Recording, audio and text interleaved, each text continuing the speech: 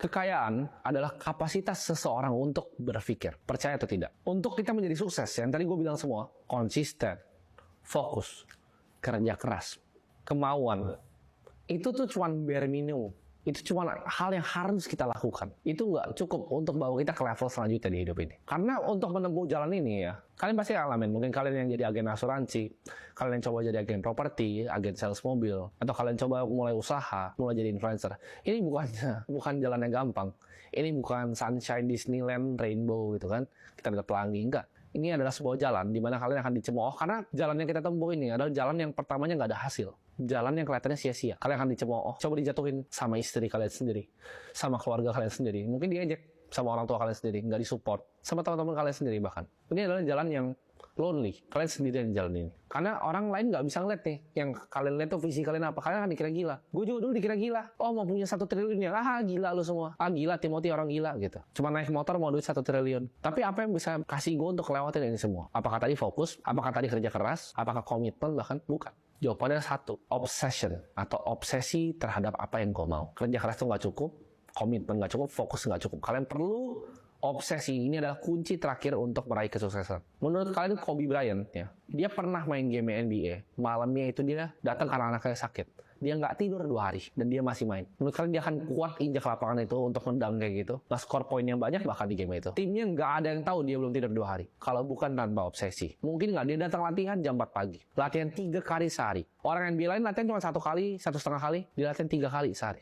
Dia shoot 500, 500, sebelum setiap pemanasan. Lanjut lagi free throw 250. Itu apa kalau bukan yang namanya obsesi? Untuk menjadi world class atau yang terbaik di satu bidang, kalian perlu obsesi yang luar biasa. Sebutin semuanya. Mike Tyson, dia nggak datang clubbing waktu dia sukses di boxing.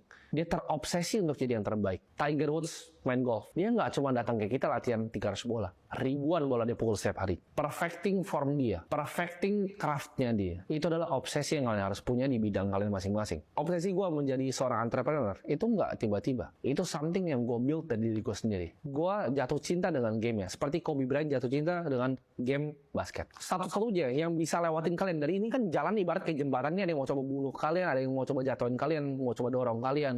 Ada ular di bawah. Ini perjalanan yang sangat sendirian dan sangat sulit. Yang bisa ngelewatin semuanya buat kalian bisa nyebrang jembatan ini ke ujungnya adalah obsesi. Pernah nggak sih kalian misalnya kalian kerja nih, kalian punya to-do list nih, kalian udah kerjain semua. Tapi rasanya begitu selesai hari kalian rasanya nggak puas.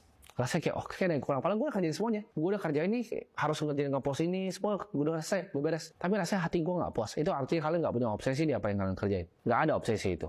Yang kalian lihat sekarang, ini adalah format dari obsesi gue. Gue pengen untuk bantai semua sekolah yang ada di Indonesia. Inilah obsesi yang gue punya dari gue masih SMP, dari SMA, dan gue akan bawa terus sampai ke liang kubur gue. Yang kalian lihat sekarang ini adalah obsesi gue. Ini adalah wujud nyata dari obsesi gue. Dari dulu gue selalu bingung, ngapain sih gue duduk di sini? Ngapain sih gue belajar kayak gini? Buat apa sih gue belajar hal ini? Ini nggak penting. Kok diajarin untuk nurut perintah doang ya? Kok kita disuruh berbaris ya? Kayak kalian mau masuk ke kantor? Itu selalu gue pikir dulu, gue challenge terus pemikirannya. Itu yang melahirkan sebuah obsesi. Kalian tahu, setiap pagi gue bangun dengan semangat untuk kerjain ini. Setiap pagi gue belajar hal baru, apa yang gue bisa kasih ke kalian. Setiap pagi gue upgrade skill kalian untuk bisa jadi guru yang lebih baik untuk kalian.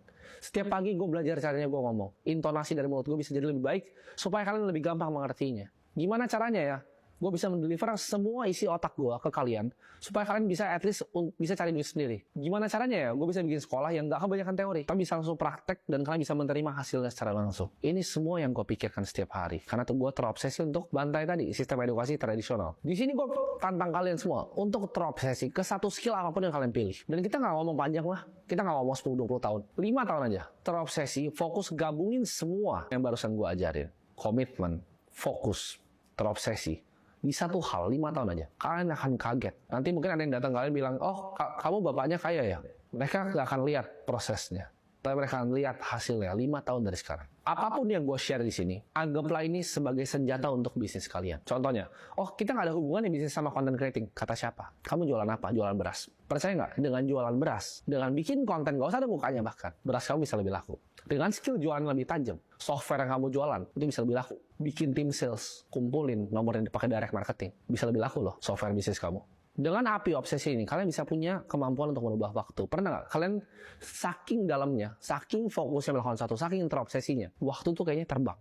kerjain sesuatu saking fokusnya, pengen banget nih, lakuin secara hati kita, curahin semuanya, tiba-tiba udah malam dari pagi. Itu sering banget terjadi sama gue. Gue punya kemampuan untuk mengubah waktu. Dari yang orang bilang lama, jadi sangat amat cepat. Yang orang bilangnya, wah gila lu kerja 10 jam. Buat gue rasanya cuma kayak 1 menit. Kenapa? Karena 10 jam itu adalah ngelakuin hal yang gue terobsesi. Bahkan kalian gak bisa bedain lagi. Ini 1 menit, 1 jam, 10 jam. Orang ngeliatnya kalian kayak kerja keras. Padahal buat kalian rasa itu kayak main-main. Karena kalian terobsesi. Kalian pengen bener-bener dapetin hal ini. Jadi kalian pastikan, jangan pernah buang waktu kalian. Karena itu sangat penting, waktu. Jangan pernah buang waktu untuk main game gitu. Mau bakar waktu gitu kalian. Dengan nonton Netflix itu bakar waktu. Jangan pernah lakuin itu. Belajarlah dan praktek. Ada quotes yang bilang, killing time is not murder. Membunuh waktu itu bukan pembunuhan, tapi suicide atau bunuh diri. Jadi kalau kalian mikir nih, oh gue mau kill my time, oh gue mau coba ini biar cepat malam. Itu cara paling cepat untuk kalian bunuh diri. Kalian buang waktu sebenarnya, kalian mulai membunuh mimpi kalian. Kecil demi kecil.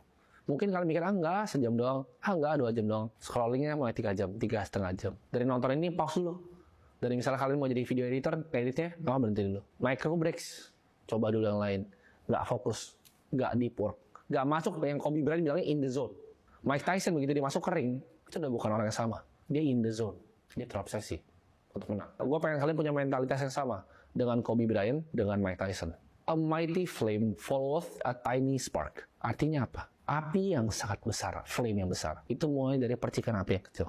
Mulailah percikan api itu dengan obsesi untuk menjadi kelas dunia dan yang terbaik. Semua itu ya dunia ini akan terasa mustahil kalau kalian nggak pernah mencoba. Timothy yang 8 tahun lalu akan merasa ini adalah hal yang mustahil kalau dia nggak pernah coba. Mentalitas anak jalanan itu adalah mentalitas yang tahu apa yang kalian mau, tahu diri kalian sendiri, nggak pernah buang waktu, komitmen dalam melakukan suatu pekerjaan, hyper fokus ke satu bidang. Lakukan itu secara konsisten, hari demi hari, cemooh demi cemooh. Orang kata-katain kalian gak apa-apa. Orang katain, ya agen asuransi ketawain kalian. Orang ketawain, ya agen properti. Ya bikin konten mau jadi artis lu. Hilangin semua itu dari pikiran kalian dengan yang namanya obsesi. Lakukan secara 10 tahun, bahkan gak usah 10 kayak gue bilang tadi, 5. Lakukan secara konsisten 5 tahun, dan setiap hari punya mentalitas Kaizen. Simple aja. Cara gue 1% lebih pintar gimana sih? Cara 1% bisnis gue lebih baik, apa sih yang gue akan lakukan? Lakukan secara konsisten. Percayalah, hidup kalian gue jamin berubah. Jadi selamat datang di Sekolah Jalanan.